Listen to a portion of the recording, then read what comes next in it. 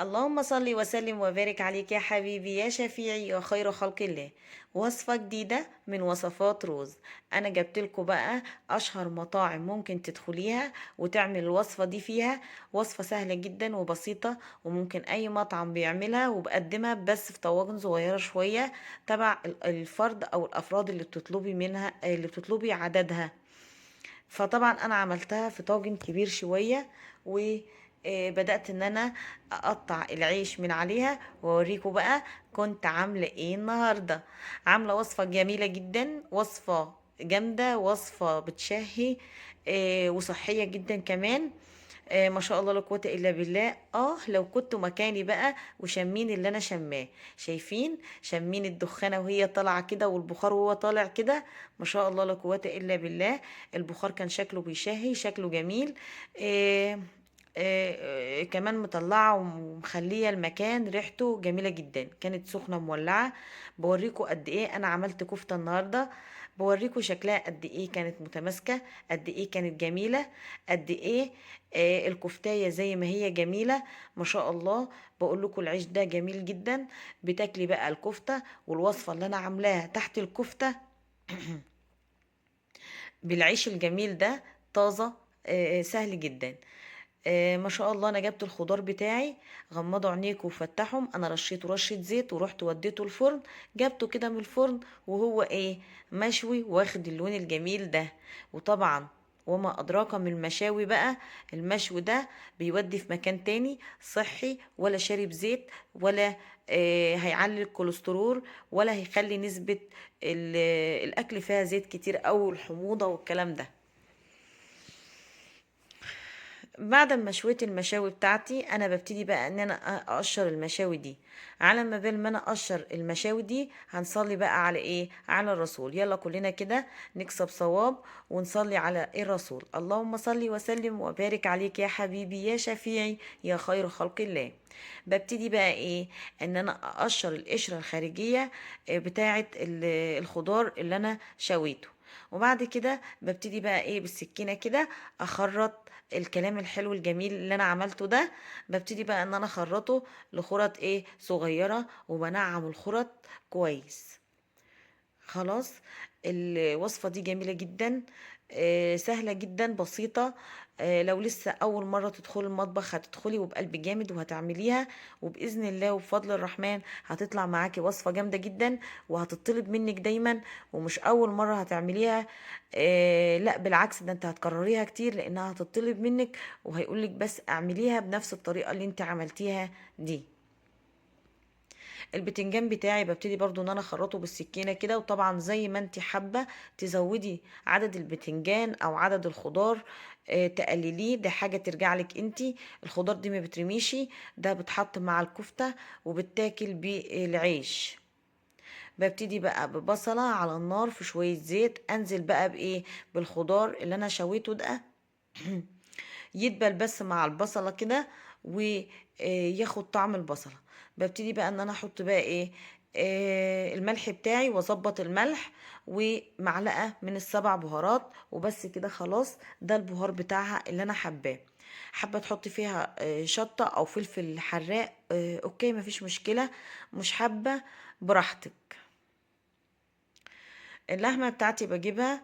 اللحمة بتاعتي كان فيها دهن كده وجميلة، لان انا لما بقول للجزار يعملها بخليه يعملها فيها نسبة دهون. لو ما فيش دهون وعندك ليا عايزة تحطها عليها افرمي حتة وحطها عليها. طبعا كفتة بتحب السمين شوية.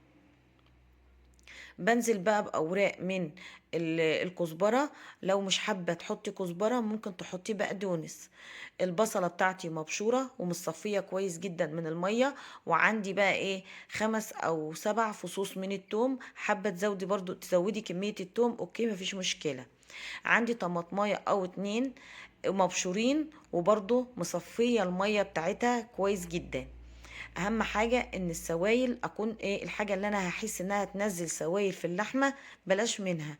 حوشي السوائل او صفي الحاجة كويس جدا من المية بتاعتها. طيب مية البصلة ومية الطماطم انا خدتها وحطيتها كده في البولة اللي جنبي دي على جنب كده لاني هحتاجها دلوقتي. حطيتهم على بعض عادي. نزلت بقى بالبهارات على اللحمة والمكونات بتاعتي دي، وهبتدي بقى ان انا اعجنهم عجن كويس جدا. بهاراتك ايه يا روز في الكفتة بتاعتك؟ البهارات يا معلقة 7 بهارات، وتظبطي الملح بتاعها، وتحطي شطة لو حباها سبايسي، يا اما لو ما فيش 7 بهارات وعايزه تحطي بهارات عاديه، ممكن تحطي ايه؟ الملح وبهار الكفته، رشه جنزبيل، رشه بابريكا، رشه شطه، رشه كمون، رشه كزبره. آه، ممكن تحطي ايه تاني؟ ممكن تحطي يعني البهار اللي انت حباه في الاكله دي، مفيش مشكله. البهار اللي انت عايزه تشتريه ومش حابه نكهته في الاكله، برضو مفيش مشكله. البهار ده تبع اختيارك انت برضو، وتبع ما انت حابه انت عايزه ايه. ظبطت الملح بتاعها كده، وهبتدي بقى ان انا ايه اعجن الكلام ده عجنه كويسه جدا لغايه ما انسجه اللحمه تتناسج معايا كده، وتكون معايا خيوط. بوريكم قد ايه الميه ديت انا محتاجاها، بتاعه البصله اللي انا بشراها والطماطميه اللي انا بشراها، معلش. وبعد كده بحطهم في بول على جنب، وعليهم شويه زيت، وعليهم شويه فلفل اسمر، وعليهم كمان الملح بتاعهم. بقول لكم ان انا هعجن عجينه اللحمه بالمكونات اللي انا حطاها دي، هعجنها كويس جدا. بعد كده هجيب الطاجن بتاعي، وممكن تعملي في صينيه او تبدلي الطاجن ده بصينيه عادي جدا، اللي انت حباه تقدري تعمليه فيها. ببتدي بقى ان انا ايه، افرش فيها حلقات او دوائر من البصل كده. طبعا عايزه تشتريها برضو براحتك، عايزه تحطيها حطيها، وممكن تحطي الخضار اللي انت عايزاه برضو تحتيها، بيدي طعم جميل جدا وروعه. وبيدي يعني بصوا يعني بصراحه بيدي اي حاجه هتحطيها او فرشه هتحطيها تحت الكفته دي، بتدي طعم للكفته. والكفته ايه، بتاخد طعم الخضار ده. ببتدي بقى الخضار اللي انا شوحته المشوي في الطاسة مع البصلة، ببتدي ان انا انزل بيه فوق البصلة، وببتدي بقى ان انا افرشه في الطاجن بتاعي كده. ما شاء الله لا قوة الا بالله، هو شكله لوحده كمان يعني رغيف عيش وانسي بقى. ما شاء الله لا قوة الا بالله. بدأت ان انا عجنت الكفتة اهوت ما شاء الله، وجبت المية بتاعت البصل والطماطم، عليها فلفل اسمر ورشة ملح مظبطة ملحها. وببتدي بقى ايه، على خلة كده من الشيش، من بتاعة الشيش او المسن بتاع السكاكين. المسن بتاع السكاكين جميل جدا، لو بتصبعي كفتة برضو بتديلها شكل جميل جدا، بس عشان نفتح الكفتة من جوه ونخليها بس ايه، تبقى حلوة كده وما تبقاش مكتومة مننا. ما شاء الله عجينة الكفتة جميلة متماسكة، ماسكة في الخلة ازاي مش بتقع. ببتدي بقى ايه ان انا بلل ايدي بالراحة كده في مية البصل والطماطم دي والزيت، بتديلها لمعة، بتديلها طعم، بتديلها جمال وطراوة. يعني بصراحة جميلة جدا. فجربوا الطريقة دي برضو جميلة جدا جدا جدا. خلاص انا بصبع كمان صابع معاكم، بوريكم قد ايه عجينه الكفته كانت متماسكه معايا. ليه؟ لاني كمان عجناها كويس جدا لغايه حد ما حسيت ان خيوط اللحمه بدات تطلع معايا وتظهر وشفتها وتتناسق كده مع بعضها. ببتدي بقى ان انا اصبعها والشكل اللي انتوا حابينه. انا بحب ان صوابعي تكون باينه كده في الايه، في الكفتايه وانا بعملها. طبعا بعك ايدي بقى من الميه بتاعه البصل والطماطم والزيت دي زي ما انتوا شايفين كده، وببتدي بقى ايه ان انا المع ادي تلميعه بس كده لصابع ايه الكفته بتاعي. الله ما شاء الله لا قوه الا بالله، ايه التماسك ده، ايه الجمال ده، ايه الحلاوه والحاجه التحفه اللي انا عاملاها دي، ما شاء الله. بعمل بقى بمشي بنفس التكنيك كده آه لحد لما اخلص الكمية بتاعتي كلتها. اول ما اخلصها خلاص كده يبقى انا ايه خلصت الكمية.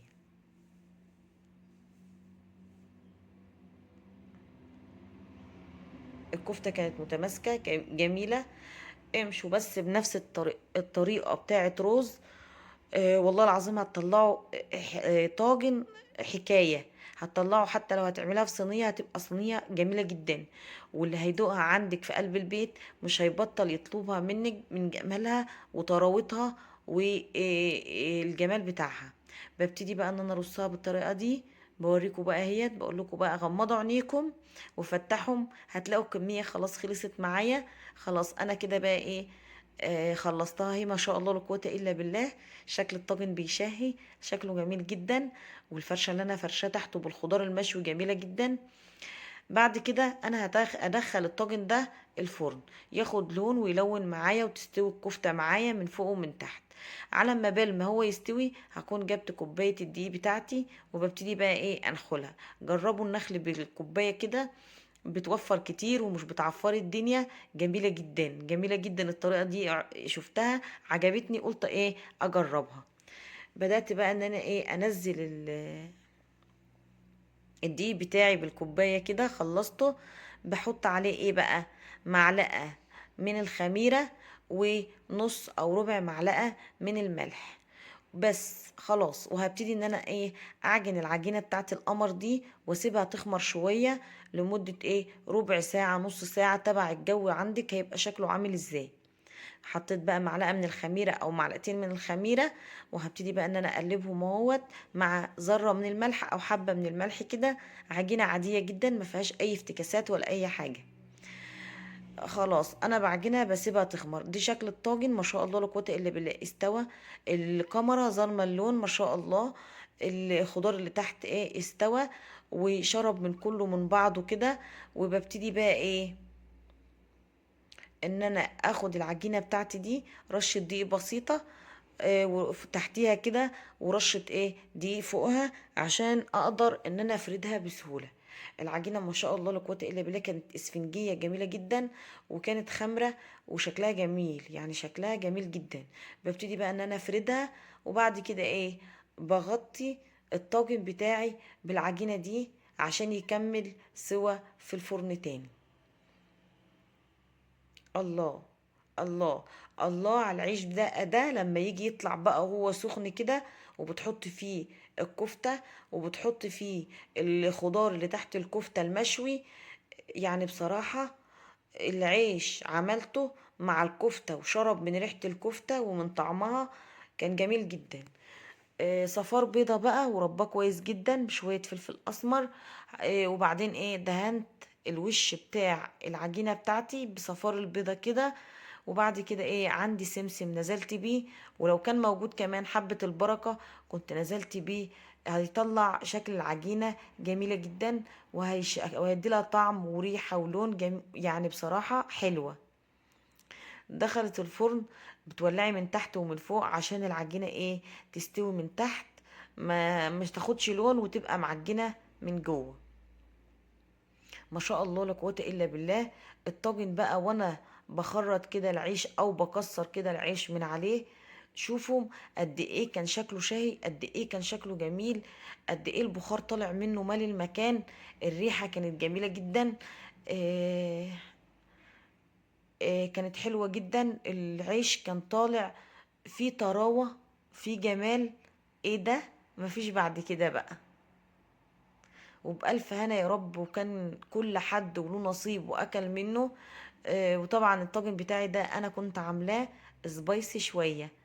معظم اللي طلب مني الأكلة قالوا إنها عايزينها سبايسي. العيش كان طري جدا جميل جدا، بوريكم قد ايه كان جميل. بقى تاخدي بقى حته كده من العيش، بس الاكل كان سخن جدا. الكفتايه شكلها جميل، شكلها بتشاهي، ولا هي معجنه ولا هي مش مستويه. جميله جدا متماسكه حلوه، الخضار اللي تحتها جميل. وبألف هنا يا رب، واستودعكم الله. وما تنسونيش بقى بلايك واشتراك.